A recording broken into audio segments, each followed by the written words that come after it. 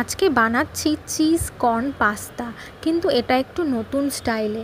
দেখো, তোমরা কে কে পাস্তা খেতে ভালোবাসো আমাকে কমেন্ট করে জানাও। আমার তো পাস্তা খেতে খুবই ভালো লাগে।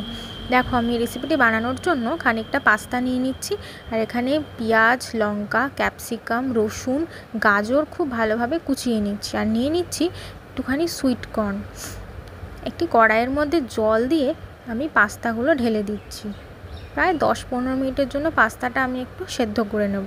আমি এখানে ম্যাকারনি পাস্তা ইউজ করেছি, তোমাদের যে পাস্তা পছন্দ তোমরা সেটা ইউজ করতে পারো।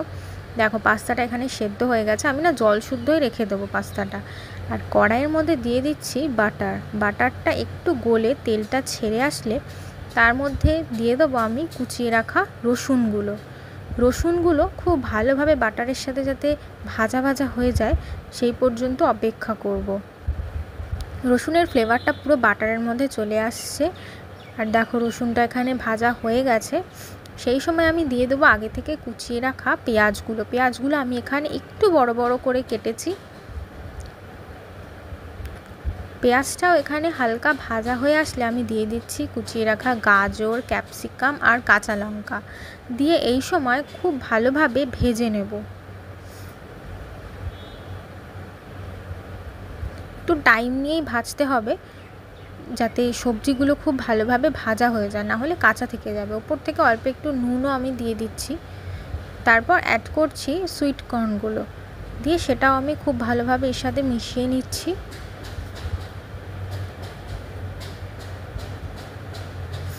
দেখো, এখানে ভাজাটা প্রায় হয়ে এসছে। আর আগে থেকে আমি টমেটো কেচাপ, চিলি সস আর সয়া সস একটু মিশিয়ে রেখেছিলাম, সেটাই আমি এখানে অ্যাড করে দিলাম।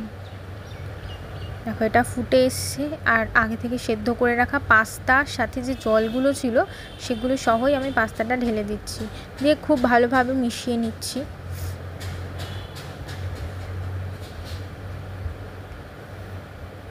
ওপর থেকে দিয়ে দিচ্ছি চিলি ফ্লেক্স আর অরিগ্যানো।